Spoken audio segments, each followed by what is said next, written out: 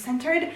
Hello and welcome back to my channel. So today's video is going to be a little bit of a different format. As you can see, I actually have a coffee with me. I am also wearing super comfy clothes and we're just kind of going low-key vlog style today because, to be perfectly honest, I forgot to schedule film time in this week so that I would have content. And I think this is going to be potentially a common theme over the next few weeks through the end of the school year, just because I have a couple of fairly large responsibilities at school that are all going to kind of come to a head in mid-June. And so we'll see how it goes. I will do my best, but I wanted to get a video up for you all this weekend, and I had this kind of idea, and actually past me already thought of this, and it is literally on my editorial calendar to do this video, and it's what I thought of when I was in the shower this morning, so I was like, it's destiny, we're gonna do this video. So what is today's video? If you saw the title, which I feel like you probably did, we are gonna chat about my 100 days of ballet, which, if you saw the first video, I think I mentioned that my 100 days, if I kind of did it consecutively, would be up around the end of May. It's mid-May. I'm currently filming on May 13th, and this is going to go up Sunday, so the 16th I think is the correct day. And I can tell you I'm not close to finishing. So I thought we would chat about it because there are a few things that went well with this challenge, and there are a few things that didn't go so well.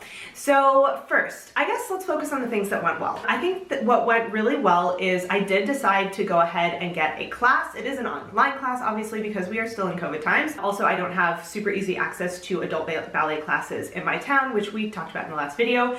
I still am happy with my decision to get this beginner ballet class. I think that having that structure is really good for me. And I think it was just a really good resource for me to have so that I'm not just trying to randomly search on the internet to find ballet videos. So that was the good thing. The second thing, I am glad that I did the challenge. I think that for me, doing some sort of a challenge does help me kind of jumpstart new activities. I don't need it all of the time, but for something like exercising, I think it is kind of a good idea for me personally, just because I am not, we'll just say I'm not prone to exercising. I prefer to walk. It's just not my thing. So I think that actually doing a challenge was a good idea. Where things fell apart, one, I would say that the workout plan on this ballet course was overly ambitious for a true beginner. And what I mean is, if I were to have gone through and just done week 1, I did everything for day 1, 2, 3, 4, 5, and 6. By the time I got to week 3, I would not actually have the muscle memory or even the flexibility or just the mental know-how to do some of the more advanced things that are started in week 3 of this course. I think what I would have liked is something that says, here are 6 weeks of videos basically. And there are videos that get repeated. It's not like it's 6 weeks of new videos. There are things that they have you practice and repeat for a couple of days and this, that, and the other, but I don't think it's enough, at least not for me. And I feel like somebody who has a background in ballet would be like, no, yeah, this is a totally fine pace, whatever. Somebody who's a beginner like me probably would need more, I guess, more hand-holding, because I will say that I would have liked to have weeks 1 and 2, so have week 1 twice and have week 2 twice. And have that as part of the program, because in my brain, I'm like, oh, I'm going through and I've done X% of this course, and so I can move on to the next thing. Even as back on my mind, I'm realizing I'm not really ready to move on to the next thing because I kind of haven't got this first thing fully done.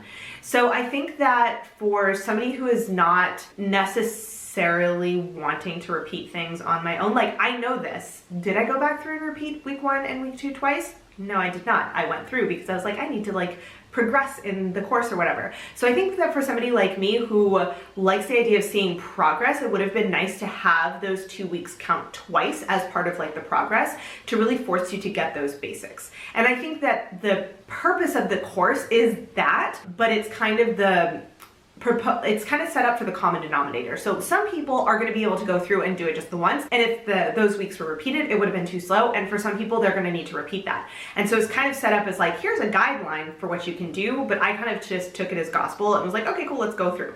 So ran into that. The other thing for me is after learning the steps, I already knew that it was going to take me longer than a day to get through all of the workouts for one day. And I knew that because I know that I only work out in the morning. If it doesn't happen basically first thing in the morning, it's just not gonna get done. And on certain days of the week, I just don't have time to do more than literally like 10 minutes. I'm already kind of pushing it, like 10 minutes is about the max that I can do. And so I found myself having to skip days if like the next thing in the list was 20 minutes long or even 15 minutes long, I would skip it and have to come back to it. And that ended up kind of coming back to bite me in the butt, which, pause for coffee. So the second thing was this. Once I got past through all of the parts of the workout that had like really short days where I could actually just do 5 minutes, I found myself falling back on a video that Lazy Dancer Tips has that isn't part of the ballet course, but it is like it's a 5-minute ballet cardio, and I'll try and find the link for the video down there. And I really like it. It's literally 5 minutes, really quick. It is ballet based. And so if I got to a day and the next thing was 15-20 minutes and I knew I didn't have time to do it, then I would do that 5-minute video. And then what I ran into is once I got past about day 50 or day 55, I went through a stretch of about 15 days, probably 12 or 15 days, where either I skipped 1 or 2 days in between actually doing ballet stuff, and I would say at least 2/3 of what I actually did do were that 5-minute video.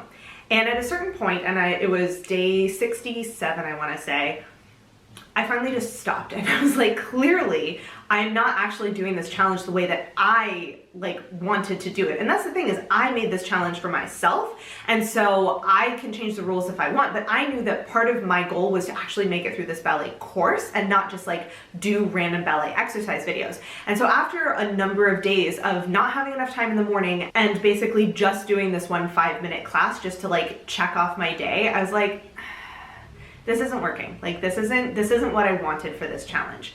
So I finally stopped. I considered restarting in May. However, I wanted to focus on Korean, and I know myself, like I need one thing to focus on in the morning. So I was like, all right, May, we're gonna do Korean. I need a break from the ballet thing for right now. See if we come back to it. So that's kind of where I'm at. I have not done any sort of ballet since the end of April, like mid to end of April. I'm kind of stalled at day 67 on my 100 days of ballet. And those last 12 days, I feel kind of iffy about counting. I mean, I did count them on my tracker. I feel kind of iffy about counting them like for real though, because I didn't actually make any progress in the ballet class that I wanted to do, but it was just doing these like 5-minute videos. And so that's kind of led me to reevaluate this particular challenge. And I will say that for me, and again, this is definitely going to be personal preference, for me, I need to remind myself anytime in the future that I think I'm going to want to do a 100-day challenge, I need to remind myself that the only way I think it's going to work for me is if whatever I've chosen to do for my 100-day challenge is something that I really want to become a daily habit, like until the end of time. And I think that's one of the reasons why doing the 100 days of flossing actually really worked. I could probably do a 100 days of evening skincare, and that would probably work because those are things that I need to do every single day. I think that for me, my brain gets caught up on the fact, if it's a 100-day challenge, I want to do 100 consecutive days. And for most things out there, I don't want to do anything for 100 consecutive days. Like, I don't care how much I love it. I love to sew, and even I don't sew every single day. And I mean, that has to do with me just having too many things that I want to work on. But I think that if it's something that's more of I'd like to jumpstart this thing and do it, but it's not like a forever hobby kind of thing, I think I could stick with doing maybe like a 50-day challenge. I think that would be good, and that would give me like 50 days is enough that I'm still motivated, because that was the problem, is I got to the halfway point and that was when I fell off. I was fine doing this like exercise thing, which we all know is not my favorite thing to do. I was fine kind of pushing myself to do this exercise thing for 50 days. Once I met past that halfway point, my motivation dropped way off. And also, it's one of those things that it's something I have to add into my schedule on top of the things I'm already doing. And for 50 days, I can kind of make that sacrifice and make it work. For more than 50 days, I need to be like extra internally motivated in order to do that. Otherwise, I start resenting the fact that I'm having to take time away from doing this other thing in order to do this thing that I don't even really want to do every single day. It's a whole thing. So what does that mean? It means that, for one thing, I don't know if and when I'm going to finish my 100 days of ballet. I would like to. I do still want to finish the class, but I'm kind of leaning more now towards waiting until the school year is done, because I'm at the point where, one, I probably need to go back through. I don't need to rewatch the videos of like learn the steps, but all of the longer practice videos where it's like a 30-minute bar workout and you go through all the things that you learned in the learn the steps part. Like, I need to do those. I need to work on flexibility. I need to work on just like general stretching and all of that. I need to rework on all of the later steps. So like, for example, the really basic steps, a lot of those I learned when I did color guard, but things like pirouettes, not super easy for me. Like, I can kind of do it, but I'm not super good at them. So I need to like re-practice those. So I think what I need to go through is kind of go back through and pick out those parts of like week 1 and week 2 and redo those videos and then restart week 3 and keep going. I also think that I need to figure out a way of doing, say, an hour of ballet 3 times a week. Not every single day. I don't think that's sustainable for me, but during the summer, I think I could do an hour of ballet 3 times a week, and then I could get through a good chunk and have like a really good sort of practice setup, because realistically the 5 minutes is just not sufficient. If I want to just do a quick little 5-minute cardio, it is. But if I want to actually work on ballet, I think I need more time at once dedicated, but just maybe not every single day. So I'm thinking that this summer, I'm thinking I have to re-go through the whole class. And the third thing is, I think, I'm not sure if I'm going to just abandon the 100-day challenge, or if I'm just going to wait and sort of finish ticking off those days once I get started on it in the summer. You know, and the other side is, it was a 100-day challenge. It was for me. I set the rules. I decided I wanted to do it. So it's not like, I'm still glad I did it, because I did, 60, 70, almost 70 days more exercising than I normally would have done. So like, this was obviously stuff that I did on top of my normal walking and all of that. And so I think it's still a good thing to do. So I don't want to call it a failure, but I do think that I should have thought things through a little bit more. The other side, and this is like completely secondary and not at all important, but I passed day 50 and I didn't buy my ballet slippers. And that's not because I don't want ballet slippers, it's just because I have noticed whenever I do some kind of a challenge and I set a reward for myself, I'm like not at all motivated by the reward. I'm literally more motivated to check off the boxes and like do that every single day and check off the boxes every single day than I am by having the reward, to the point that most of the time I don't even bother to get myself the reward. If it's something that's like something I have to buy, because I usually will do some sort of like, what was I doing? So I did ballet slippers and making myself a leotard for the ballet challenge. I don't remember if I even did one for flossing, but like normally I don't even like, I'll think about like, oh, I should do a reward. And either I leave it blank or I like write it down and I never get it. So that's something I also have to kind of recognize about myself, I guess, for future challenges, is I'm not motivated by the reward, and I would much rather that not be the driving factor behind why I'm doing something. I do kind of still want to buy the ballet slippers, but the second I was like, this is my reward, and when I pass 50 days, I'm going to do this, I was like, I'm over it. Which is weird, I know, but it's a thing. So those are kind of my thoughts so far on this 100-day challenge, and honestly, I'm kind of glad it flopped in a way, if you will, because it gave me more insight into how to do something like this more successfully in the future. And it definitely showed me why my first 100-day challenge was so successful and why my second one was not.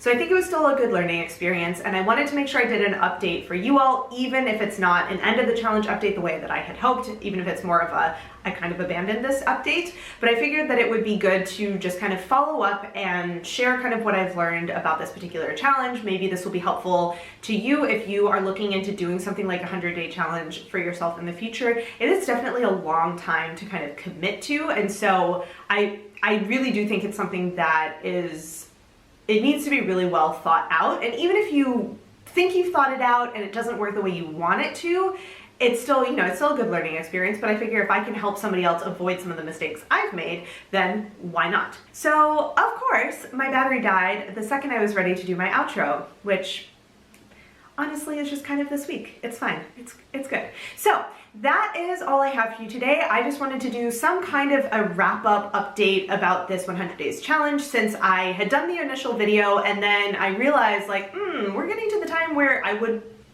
be finishing it, and I don't want to just like not say anything and not explain like sort of what happened. So I figured that doing a kind of update reflection on how it went previously, because obviously I haven't done anything on it in the past like 3 or 4 weeks.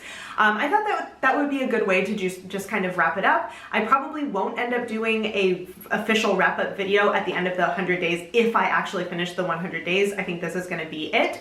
But I figured that it was a really good learning experience for me, so why not share it with you all and see if it could be some information that can help you out in case you're interested in doing this particular challenge yourself. So, if you have any comments or questions, let me know down below. I will try and link the things that I talked about in here so you can find them in the description box. So that is all I have, and I will see you in my next video. Bye! Hey guys, so if you've made it all the way to the end of this video and are actually watching my end screen and you're not subscribed to my channel, I would really appreciate it if you would. There's a little button right there for you to do it. And if you're interested in watching some more of my videos, I have links to 2 of my older videos off to the left there, so you can check those out if you would like to, and I will see you guys in my next video. Bye!